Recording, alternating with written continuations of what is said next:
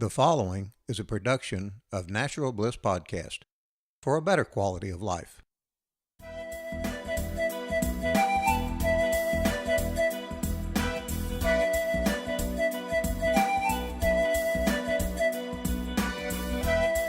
Hello and welcome to the show. It's Your Life. I'm your host, Joyce Wheeler. Today is Tuesday, December 11th, 2018, and I am here with the gut health coach, Lara Jezeph. After dealing with her own health issues and overcoming them naturally, Lara started helping others combat their gut issues. Irritable bowel syndrome, food intolerances, leaky gut, and candida. Lara says all these issues can be resolved naturally and holistically. These issues are due to an imbalance in the gut. Rebalance the gut, resolve the issue. Simple. Lara was able to overcome her own health issues by restoring her own gut microbiome back to health. She then became passionate about helping others do the same. She believes that health doesn't have to be as complicated as we make it. One might often hear Lara talking about one of her favorite subjects, poo. While it might seem like an unusual topic, it is the gateway to health. Lara is a level 2 fitness instructor, level 3 personal trainer, has a diploma as a professional performance coach. Lara, welcome to the show. How are you doing today? I'm good, thanks, Joyce. Thanks for the amazing intro. You're welcome. It's really good to have you here. Thank you. You want to share with us how you got started being a gut health coach? Yeah, sure. I kind of didn't plan on being a gut health coach. My background is business and marketing and PR for security firms. So I kind of fell into it when I got ill myself. I say ill, but it's kind of like a slow deterioration. I didn't even realize I was suffering with depression throughout my 20s, and I followed the medical route that everyone generally does because that's what you're told to do. So all my family are doctors and nurses. You go to the doctor and you see a counsellor if you've got depression, and you take antidepressants. So I did that for most of my 20s, on and off antidepressants, saw 3 different counsellors. And it wasn't for me. I felt like I was taking these antidepressants and I was walking around in a daze. I wasn't myself. So I changed my diet, and I didn't think much of it. And then I started working in a big corporate firm, was very, very stressed. And the stress was impacting me. And I didn't realize, I just thought everyone felt this way. Everyone had low energy. Everyone had achy joints. Everyone felt low in moods. But you know, there's nothing that you can do. It's just standard. So I got very ill. I had, I think, 3 urine infections in the space of 4 months, and then on the one I was about to get, another 4th one, it went. Jeez. And I was really pleased. But I didn't realize that it actually moved up to my kidneys. So then I was hospitalized with a kidney infection. And even then I was still working, still making sure I was getting things done, eating really badly. My health wasn't priority. But then I was made redundant from that business. So I should have put my health first because they weren't loyal. And then my body just decided to shut down. It just said, right, you're going to be intolerant to all of these foods that you normally eat. You're not going to sleep very well. You are going to have all these painful, achy joints. I saw someone who told me I had a leaky gut, and then I had candida, and all of this stuff just came up. I was like, what is happening? I've never heard of this stuff. After I found out I had all these issues, I decided not to just take drugs, because my doctor just said take a laxative and just deal with the fact that you've got IBS, or follow a low FODMAP diet. And I said, I don't really want to follow a traffic light system to eat throughout my life. So I looked at other avenues. I researched a lot. I spoke to a lot of people and managed to resolve my issues. And then I then started becoming a health coach, I guess. So what was your diet like during that time? Because you said you weren't eating the right amount of foods. Yeah. So what kind of food were you eating?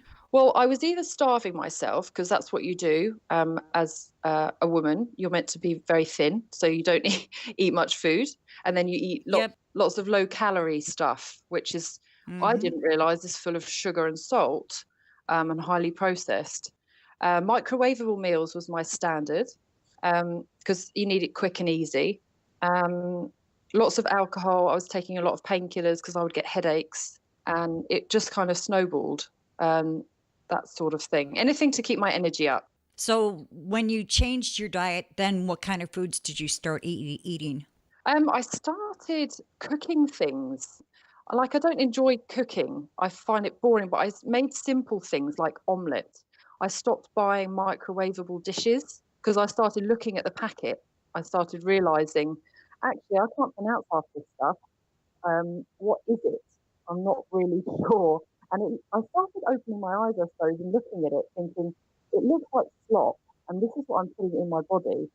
And the more I read about it, the more I realised that the food is actually can affect your mind and your moods. And I was like, well, I don't want to be depressed again. And maybe this is why I was depressed in the first place. And I think the more I researched, the more I started learning and started changing. Okay, so then once you started, I find it kind of amusing that you say you don't like to cook, and I know other people don't, and I actually like it. I feel like it's a science experiment sometimes, just being able to throw things together. That's a nice Because way my of looking thing, at it, yeah. because I get sick of eating the same things all the time, so I liked, actually my husband had encouraged me to stay away from recipes and just kind of experiment myself. And he told me, he said, if you make big grade dog food, that's okay, Yeah, yeah. But he really encouraged me to just think outside of the box, and I'll just go ahead, I'll just start taking stuff together or just throwing it together to see what I can come up with. And so far, I have not had a flop, so that's the good thing. Wow, that's impressive. I've had so many flops. I've been thinking, I and right now my thing is that I'm so busy I really don't have time to cook or time to bake, the way I used to. I mean, I still cook, but just not the way that I used to cook. So, yeah, that's the thing is with people, isn't it? It's they choose speed for food rather than nutrients. right, I have tried because the microwave kills your food. Yeah. So I am trying to, like, in the morning, if I know, and I eat really unconventional because I'll eat soup for breakfast. Okay, so nice. So what I'll do is if I'm deciding to have soup for breakfast, I'll put it on the stove while I'm getting ready for my day. Hmm. So versus putting it in the microwave. Not Yeah. all the time, but I try to be conscious of that. Yeah. So how does, the food, what kind of effect does that not have or have on our bodies, and particularly the gut microbiome?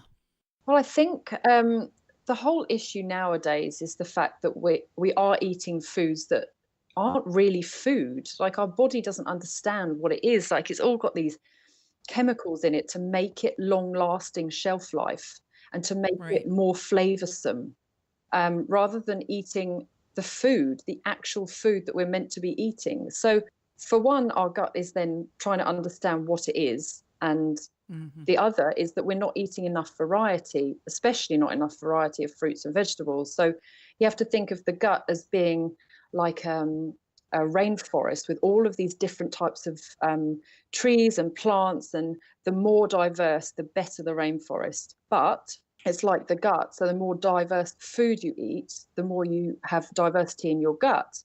But nowadays, we just eat the same foods day in, day out, not even real food. And then we wonder, and then we add in painkillers on top of that, which damages the gut even more. And then we add in stress, which damages the gut even more. And then we wonder why we're on this cycle. Right.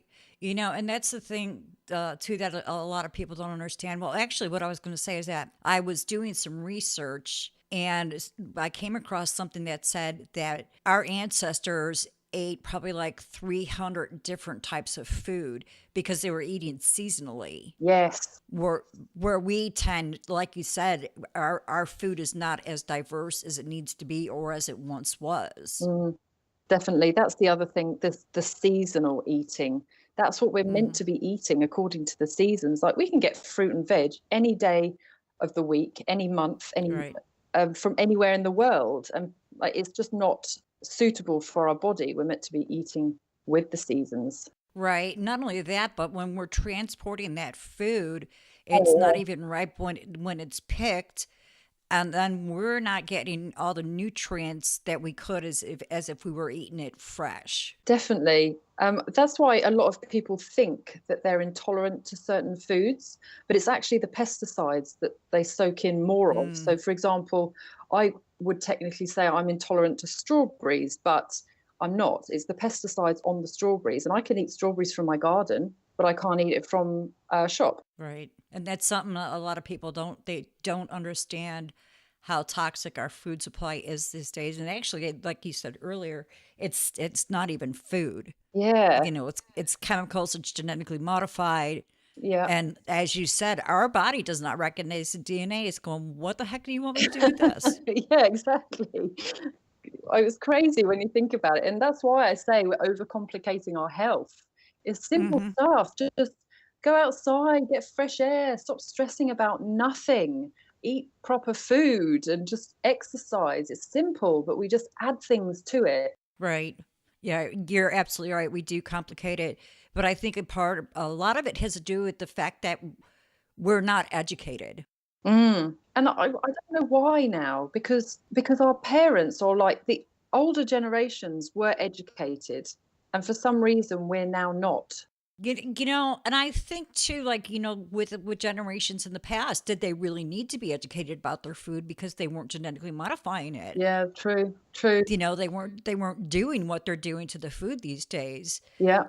So they didn't. I mean, organic to them was the food that they had. Yeah, it was local and it was seasonal, and that was the only options they had. And they weren't, Right. I'm a meat eater, but you're not meant to eat meat all day, every day. Like the older days, you would have meat twice a week, and that's sufficient. Right, and it was, and it wasn't as easy back at one point in our society because they didn't have any way to really preserve it outside of making Mm, jerky out of it. yeah, definitely. So it was more like in the winter time with having meat, or if they did have meat, they split it with other people in their community because it was too much. Yes. Isn't that lovely? And then you start getting to talk to people rather than just sitting on your Yes. phone. You actually have to talk. I don't think a lot of people these days know what it means to talk. No, not at all. It's scary, isn't And it? it's sad. It's sad, and the thing is that I don't want to get off of the gut health, No. but they're dealing with other health issues because of the EMFs, Yeah. which in turn actually does affect the gut It microbiome. does massively. Yes, and and that's something that's just starting to come out more, but you still have people who aren't listening, who aren't hearing, we're No. talking, getting there going, no, we would know about that. They would tell us about that. Oh, Well, you know what exactly. the Yeah, just like cigarettes. They were healthy for you throughout the war. They would tell you. right. Yeah, and that's another subject too. So let's talk about how stress affects the gut microbiome. Yeah. So the stress, it ultimately destroys the bacteria in the gut. And the talking about the gut brain connection, when we're stressed, you notice that you may have what like upset tummy or butterflies in your stomach, and that's the connection from the brain to the stomach. So we have about, I think it's 80-90% of our serotonin, our happy hormone, in our gut. Hmm. So thinking about that, destroying it with our foods or over stressing about things, it's all then linked to the gut and it's affecting it massively. Um, we add stress to our body in little ways without realizing, like we don't breathe properly. We don't Right. we don't sleep enough. So that's the stress to the body. We over exercise in some ways because we're stressed throughout the day and work. And this was me. You're stressed out all day and then you go and thrash yourself really hard in the gym to try and get that stress out. So you're just adding more stress to the body. If anything, you need to take up yoga if you're really stressed in the day. Right. And the thing is too is that, our society that it is stressed a whole lot more than we've ever been before. Yeah. And and the body doesn't recognize that it goes into that fight Hmm. or flight mode Yeah. where it's releasing that cortisol, Yeah. which isn't good because too much cortisol leads to other health issues. But, people aren't just realizing this, and there's so much stress that they're constantly going through. But there was a young man just here yesterday, and I asked him, how are your stress levels? And he was like, oh, I'm always stressed. And it's like people don't realize, you have to take some time for yourself. Go meditate, do some yoga, Yeah. do some qigong, um, just something to where you can, and better yet, learn how to deal with it. One thing for me is that I had learned from my mom, because my mom was always stressed out about things, and usually she was stressed out about things she could not control. So I learned that if I cannot control something, I'm not going to stress about it, because it's not going to do me any good. So, It's yeah, it's so true. And I think that uh, the thing is with the stress, it's society, everyone is stressed. So they just think it's normal. right. So you add to your stress. But, I wonder why we're so stressed. We have everything in abundance. I don't think we appreciate what we have. And like you said, we worry about nothing. There's not it. Things are out of our control that we worry about. I think the saying is, if you're worrying about things in the future, then you're anxious. And if you worry about things in the past, then you're depressed. And it's just this constant anxiety going on, which people just need And to put in perspective. right. And I think though it's a lot of it has to do with with society saying, well, you're supposed to live like this and you should Yeah, have this, and yeah, stuff. We're not stuff people, so we're not stressed. I'm not stressed about what somebody thinks about my vehicle or the way I dress, or I'm not like that. I'm not going to go ahead and fit into the way somebody else thinks that I'm supposed to live to prove that, I'm good enough or whatever, have some kind of social status. I don't need it. yeah. They can keep it. They can keep it, and they can keep their stress too, because I don't want that either. But it's like, who are you to say who should be this way or that way? It's like we're all trying to get along. None of us have got it all figured out. We just all need to enjoy ourselves every day and stop worrying Right. about what others think. And that's another part of stress, is people, sitting there, how are they going to think about me, how they're going to judge me. Oh, Yes. so and so's going to be at the party, and she's going to have this nice Gucci purse, or what is it, Michael Noor or Yeah. something. I'm not up on that. I know a little bit, only because my daughter tells me about it. But otherwise, and she's not into brands either, but she does have a friend Yeah. who is into big brands and will hand them down to her. And, which actually isn't a really good thing, because people look at her Michael Noor purse and they think that, oh, well, she's got Michael Noor, she's got money. You know what I mean? Oh, right. So, and that's another stress. Yeah. Just another stress you're going to add. And speaking of stress, right? That right now, as we're getting into the extremely holiday season, Mm, and I think a lot of people are even more stressed now.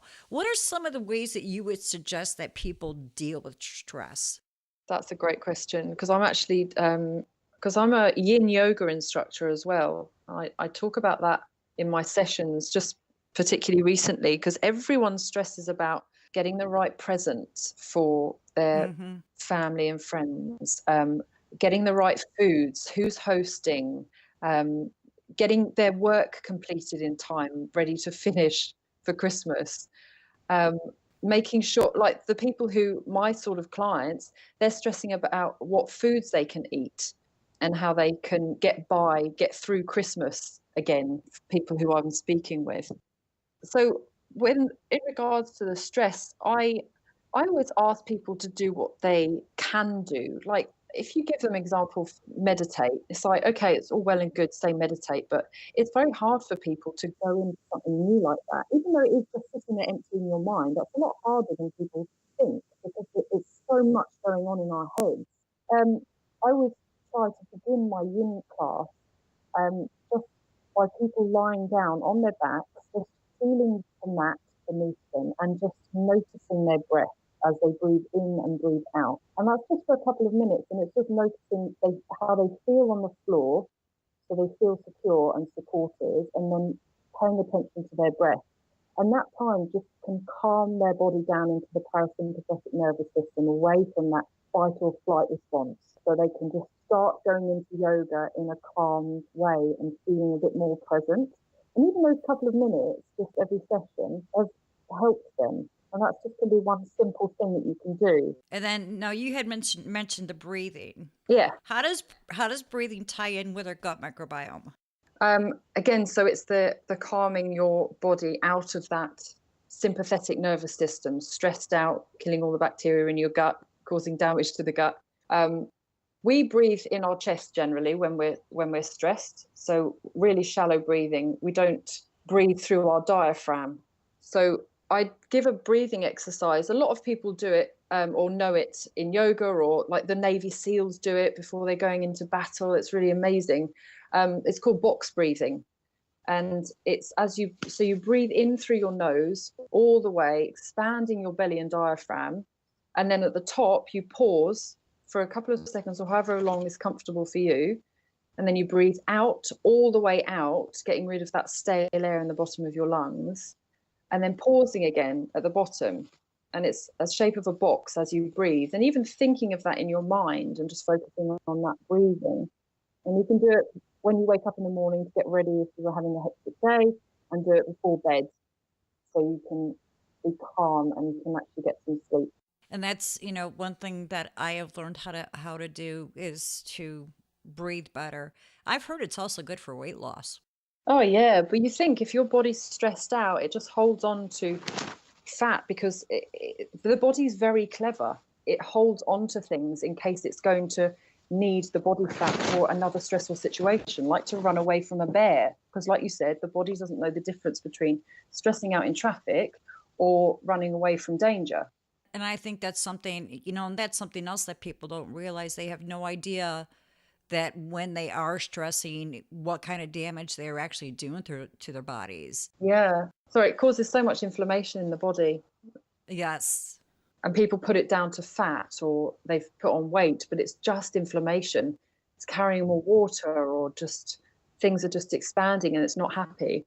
And, once again, this is something that we're not taught. No. Nobody teaches us. I mean, I don't think even a lot of those in the medical profession, here with Western medicine, even realize what stress really does to people. No, they really don't. I mean, I work with the doctor because he is stressed out and he has actual arthritis. So I've been working with him on changing his diet because it's inflammation causing these achy joints, and he's stressed out. And he's even admitted, he said, we don't get taught this lifestyle nutrition stuff as doctors. No, and when it comes to nutrition, they get very little education. Well, they do. They're taught. They deal with acute issues, not chronic stuff like gut inflammation. But, and that's the thing too, is at this point in time, if you go to a regular doctor, they don't check your gut microbiome. They don't check your pH levels. They're not asking you what kind of food you're eating. They're not asking you the kind of environment you were in. There's just so much that's missing. Exactly. And the thing is too, is that, it's like there's not just one thing that you have to change. It's a whole lifestyle change. People come to me all the time and they're like, well, they think that they could do just this one thing and it's going to fix them. And I'm just like, no, there's more to it. The magic pill everyone's looking for. Right. I think it's not, doctors are great. They do what they're meant to do. I think it's our education and the fact that we insist on going to our GP for everything when they can't help. You need to go to other professionals or specialists in chronic issues. Right. Yeah, I agree that they have their place, just like pharmaceutical drugs have their place too. Yeah. But they're not meant to be long term. No. And these aren't you can't just take a pill for the rest of your life. And like you said, it's not just a one thing fix all sort of approach. And you have to be willing to take the time and invest in your health, because if you don't have health, what have you got? So what is your take on detoxing? I mean, detox seems to be just a buzzword for me. If you put detox on any sort of marketing, people want to buy it more. But I think your body naturally detoxes if you get rid of the rubbish that you keep putting into it. Like if you keep taking painkillers, if you keep drinking alcohol, if you're highly eating a lot of sugar, just removing these sort of things first, your body will start detoxing itself. It's clever. It doesn't need to go on these like juice fasts for years and whatever other supplements, aloe vera. I mean, I've tried all of them, all of these different cleanses and detoxes. And do you feel that any of them were beneficial to you? To be honest, no. I mean, they might be beneficial for people who are happy to survive on a liquid diet for a time being. But I think if we get the basics right, then the body can start fixing itself. And even, putting the right foods into our Yep, body so that it can go ahead and it can fight the free radicals that we deal with on a daily basis. exactly. It's little things like don't run along a motorway because you're inhaling all the fumes. Down all day in a box. You're kind of living in a box, driving in a box, working in a box, eating from a box, driving home, sitting down in a box to watch a box. It's a crazy society we're in now. And that's something else people can do to relieve their stress is get out of the box, Yeah. spend time in nature. We'll be right back with Joyce Wheeler and It's Your Life.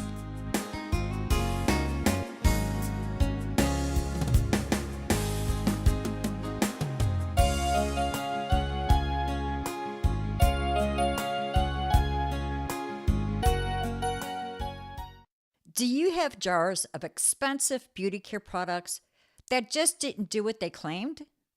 Many women are just like you, spending big bucks on products that do not give results. At Heavenly Bodies, their products do what they say. Why?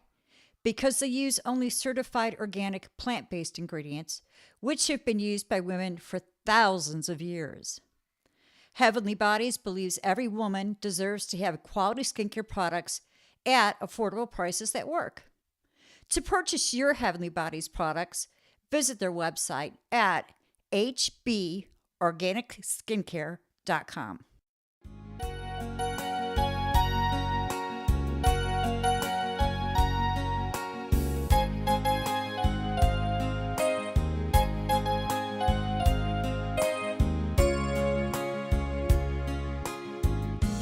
We're back with Joyce Wheeler and It's Your Life. How do you feel that nature affects our health? Oh, I didn't realize how much it affects my health, like everyone's health. I thought, I wasn't really into this sort of meditation or yoga. I was like, this is a bit woo woo for me. Like, I don't get it. Why would I put my feet in the grass? How is that going to make me happy? Why am, I'll turn into a tree hugger or something. And I was so against all of this stuff. And now I'm all the way the other side. And, I feel better when I put my feet in the grass and you just feel calmer. You put your feet in the sand or on the sea. It's there was research done on, it's called grounding or earthing. And Right. I bet you know about this, Joyce. And they've done research on brain waves and comparing it to people who ground themselves daily, and how their brain starts functioning better and they're calmer and they're less stressed. And they've shown it in the brain. I should get all these research articles. It's amazing. It is. It's, that's the thing though, we're meant to be outside. We're meant to be moving. Yeah. We're not meant. I mean, I'm guilty of it too, because I work from home. A lot of my time is spent sitting down in front of a computer. Yeah. But it's nice because well, not right now because it's gotten colder here, even though where I'm located is usually a warm climate. Yeah. But there are days my husband and I will be like, let's go to the lake. Yeah. So we go to the beach and we just spend the day down at the beach. Or when we go on vacations, we like to go to Destin, Florida, over there on the coast, and it's just really nice just to be outside and to, feel the sun, to be to be immersing my toes and my feet into the sand, having the ocean and wash over me. So, and I mean, and it even for like families, like living maybe in a more urban environment, they need to pull themselves out of that urban environment, go out into the woods, go for a hike, Yeah. have a change of environment. Definitely. And I get it. We are in a society now where things are fast. We're on our laptop. That's how we communicate with people. But it's having that balance. It's okay, I've got this workload to do. I'm going to make sure that I do get up and get out and get some fresh air or not eat at my desk all day. It's just being aware. And going ahead and bringing some new habits into your life, Yeah. which is something that I had talked to with another guest of mine. She has this great morning ritual that she does every morning where she meditates and she has this tea that she's added to for a long time that she drinks. And, and that's important too, to develop rituals. Definitely. Because then you don't forget to do things if you have a ritual. Yeah. So I do have some rituals, but it's nothing that's really, I would consider healthy. Okay. It just reminds me of like my morning routine is the same thing. My nighttime routine, it's the same thing. Yeah. It's just everything's done in a certain order, so I don't forget to brush my teeth or, Yeah, definitely. do this or do that. So, But it sets you but up for the day, doesn't it? Having a good morning ritual. yeah, I think so. I feel a lot better once I get done with my morning ritual. It's just like, okay, I'm ready to start the day. Yeah. I've got that. I got that out of the way, and I need to do that. I need to get that out of the way because if I didn't, my bed would not get made. And then because that's part of my morning ritual. Yes. Yeah, It exactly. is. We all have some sort of ritual, and it's, if you're not happy with any part of it, you can always tweak a little bit at a time. It's not just going into that overwhelm. I'm going to change everything about my whole morning ritual. It's like, that's not going to happen. Just do one little thing at a time that you want to improve on or add in. Baby steps. Baby steps. Yeah, sometimes it just takes baby steps, little by little. Exactly. Like when we changed the way we ate, it took us 2 years to get all of our food organic.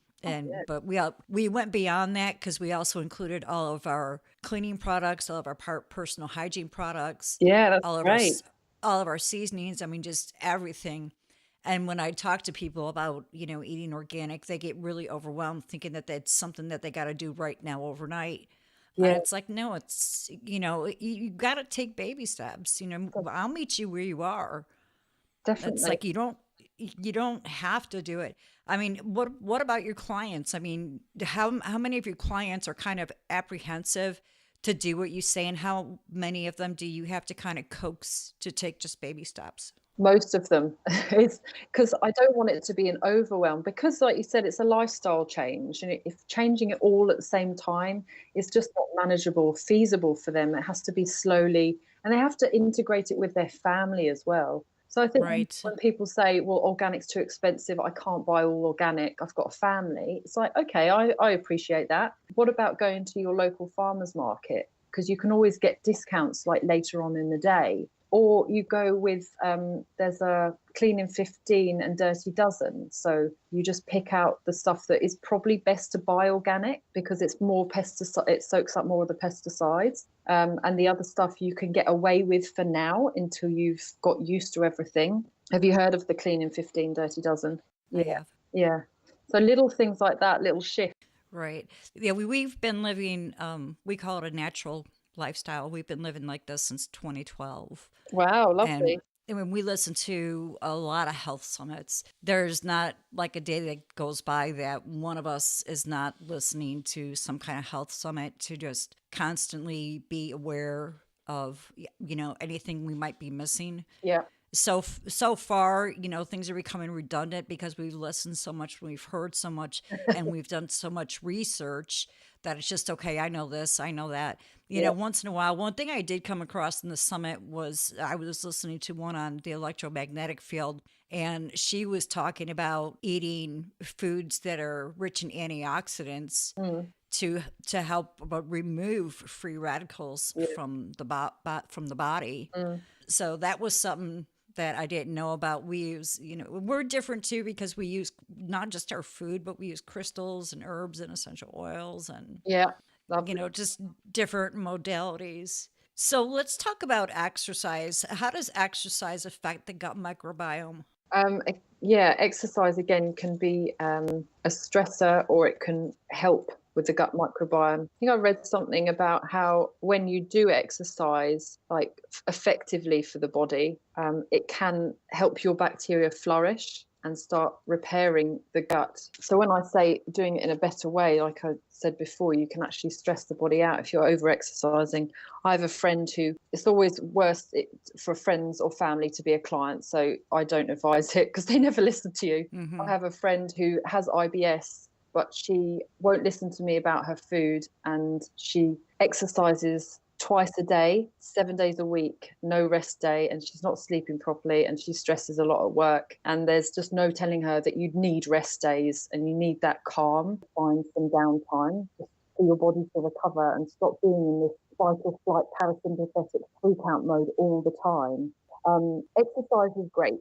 Like just moving, if anything. I think people freak out when they say, okay, you need to exercise. They think, oh, I don't like the gym. It's like the gym is not just, that's only one form of exercise. You can do anything you want. Just get up and move. All we have to do is move 90 minutes a day to get at least 10,000 steps in. Make it fun. A day. Exactly. Make it fun.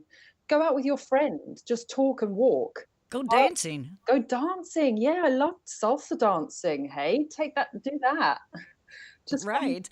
And if you're nervous, go with a friend, go with a family member. Right. It's just do something, because I tell people, when I'm talking about exercise, I'm saying you have to find something you love to do, because if you don't, you're not going to do it. Exactly. There's no if something you don't enjoy. Right. Because again, you're not going to do it. If you like to walk. If you like to ride a bike, go ride a bike. You want to dance. Yeah. Do something to get your body moving. My daughter, she does, I don't know what they call it there in Australia, but here they're calling it hooping. Hooping, not heard of that. It's like hula hoop around the waist. It is with the hula hoop, but they're doing it to where it's just not around the waist. Okay. And they have weighted hoops. I have seen this weighted hoop in a shop. Yeah, so you're burning more calories. So that was her thing. That's what she enjoys doing. Nice. Is hooping. So, again, just get out there and move. Do something. And there's not one thing. You can't just say, I don't like anything. There's always going to be one thing that you will enjoy doing.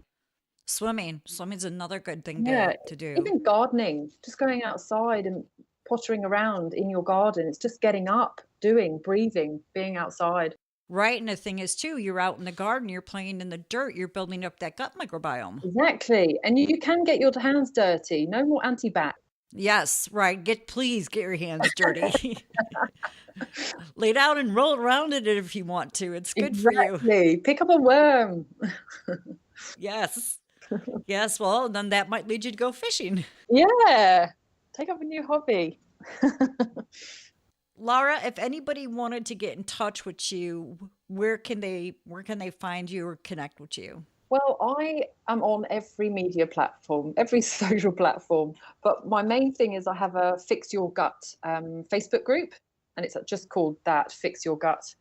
But if you're in Adelaide or Glenelg on the seafront, I am located in a gym called Inner Focus. So you can find me there as well. So Fix Your Gut, is that a Facebook webpage or is it a group? A Facebook group. What goes on in that group? I love my little group because I started this group up because of the groups that I was in around gut health and digestion and IBS. I found it so negative. Like they would talk about their problems and other people would comment and say, yeah, I'm in the same boat. Good luck.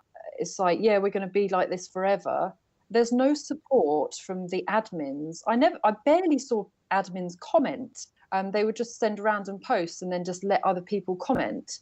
And I wanted to be there, supportive, commenting on everything that anyone posted and having it changing people's mindsets. And anyone could post and they could share, and they wanted this positive atmosphere where you actually start getting results, even if you didn't purchase programs. I wanted people to be in the group to get results rather than just a pity party of woe is me, I'm going to be like this forever. So do you post in there on a daily basis? Do you have some kind of routine that you do with your Facebook and your social media?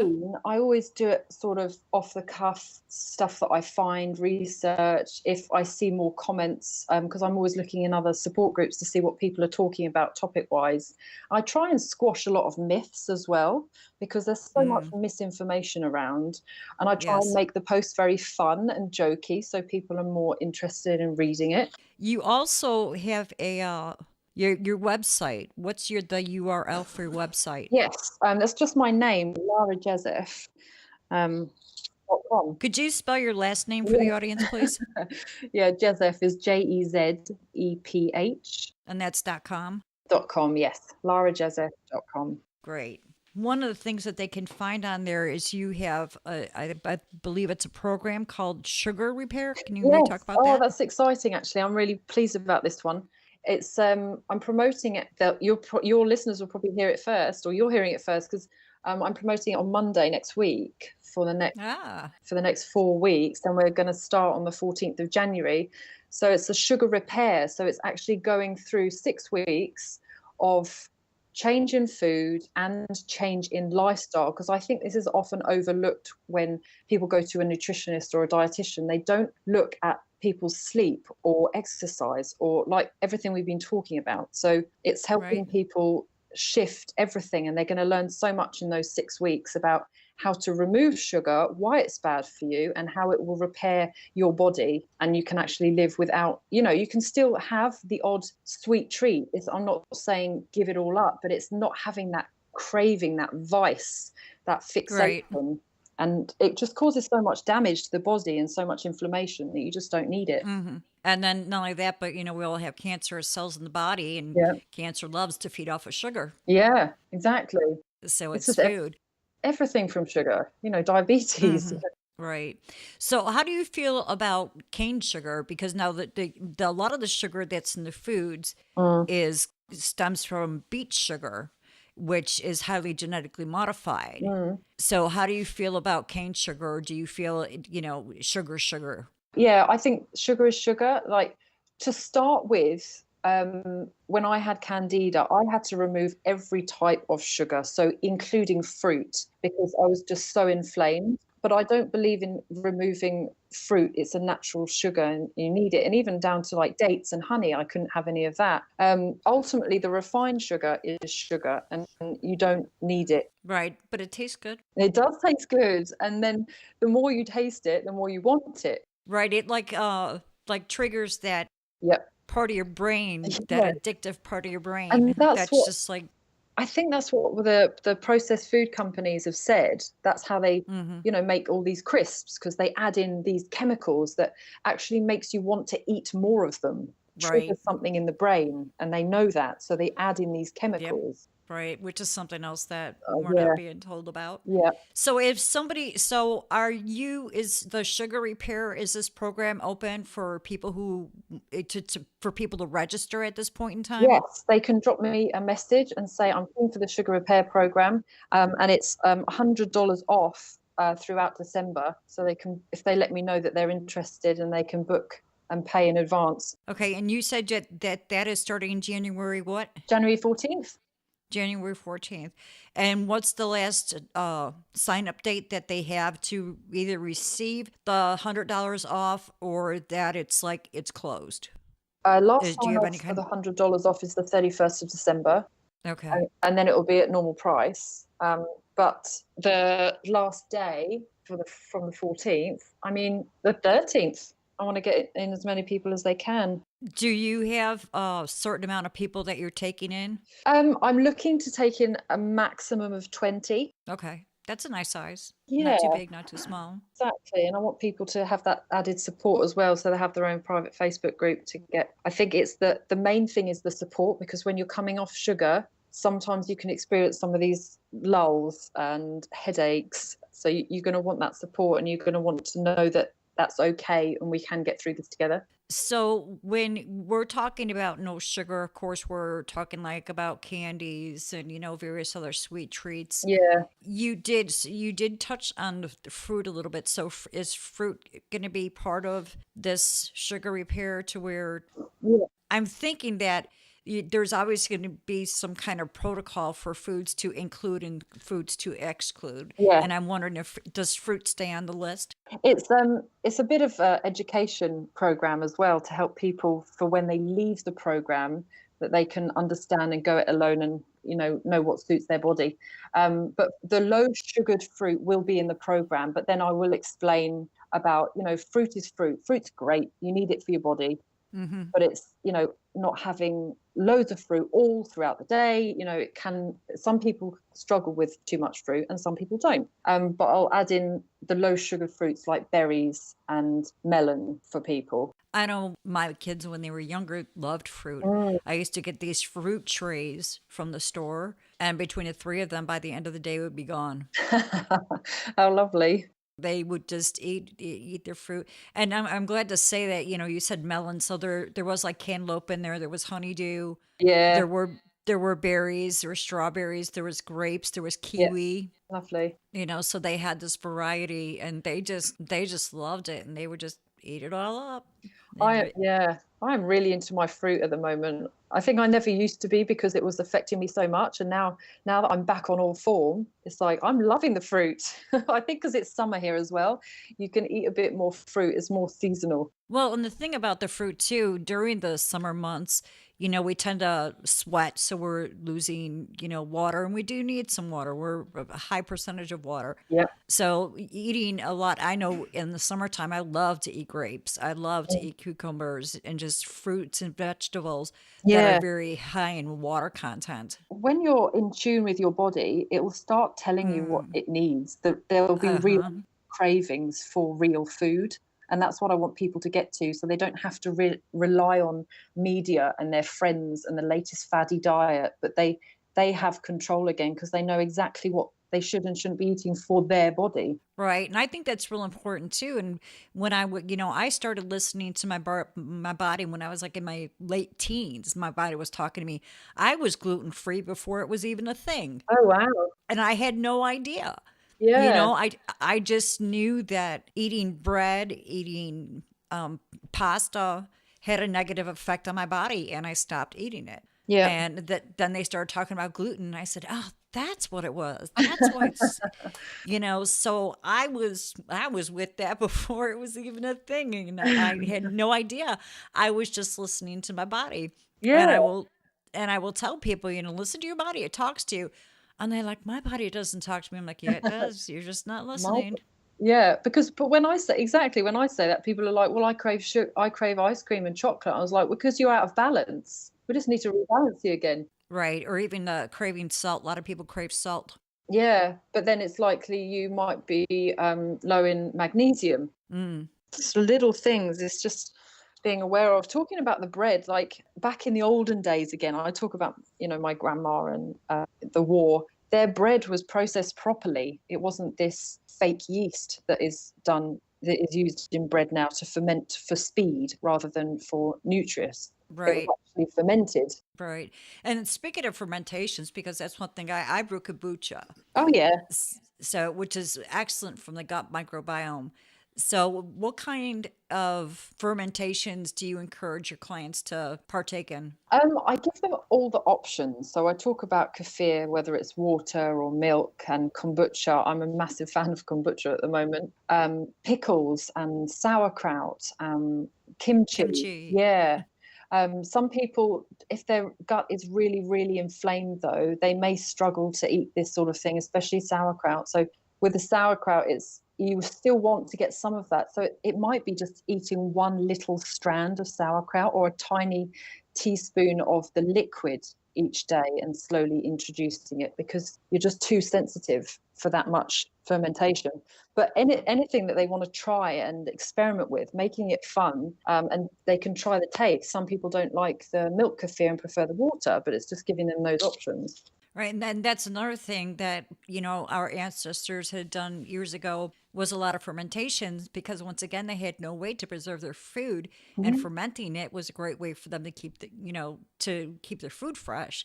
Yeah. And I'm sure they probably had no idea that it was also very good for the gut microbiome. No, exactly. They probably they had iron guts. Like my grandma I remember her making and growing kombucha in her airing cupboard where it was warm. And I thought, what is this woman doing? She's growing these weird bacterias. I thought she was getting drugged up. I thought it was like a magic mushroom thing. I just used to laugh. She was ahead of her time. Yeah, I have people who because I sell at the local farmers market. And I Yeah. sell my kombucha there, and one thing I like about being at the market is that it does get me out of the house. It gets me outside. It gets me in the sun, Mm, and I get to interact with people and educate them. yeah. But I have had a lot of mature people come by and say, if I would have known this was going to be such a big thing, I would have continued doing it. I would have taken stocks in this stuff. Right? Yeah. People they were doing it back in the 70s. Yep. We need to go back. I did an article on that, how the generations have changed and the eras and how our food's changed, not for the better. We need Right. to step back into the 20s and 30s. Only as far as the food goes. Yeah. As much as technology is not really the healthiest thing for us, I mean, we wouldn't have never connected if it wasn't for technology. Yeah, because if it wasn't for technology, I wouldn't know who you were, you wouldn't know who I am. No, I wouldn't know half my clients. They're all over the world. Right? And Yeah. not only that, but we have access to, so we can research anything. I mean, if I went to the library and started to try to find what the things I'm interested in, they're not going to be there. Gosh, you imagine. You'd be spending weeks there just looking through a book, encyclopedia or something. I don't know, but so as far as like going back to the 20s and 30s, I'll take the food, but otherwise I'm pretty much good. I'm good with my.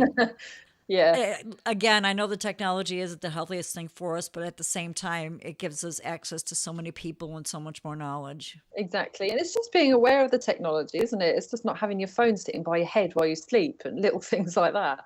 Right, exactly. Okay, the sugar repair. Mm. Now, is that something that's being done online, or are you doing it there in local to you? No, I'm doing it online. So So anybody can join. anyone in the world. Yay, they're gonna Yeah, like that. exactly. Well, we're at the top of our hour. Is there anything else that you want to mention before we close the show?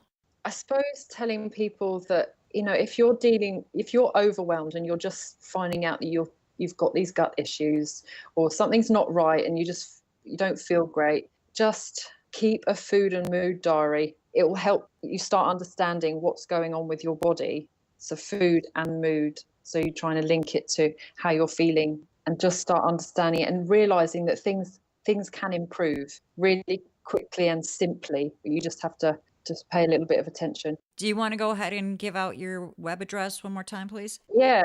So my website is www.lara, Lara, Jezeph, Jezeph.com. Thank you so much for being on the show, Laura. I Thanks so much, appreciate it. Joyce. It's been nice talking to you. You've been listening to It's Your Life. I've been your host, Joyce Wheeler. Enjoy the rest of your day. This has been a production of Natural Bliss Podcast for a better quality of life.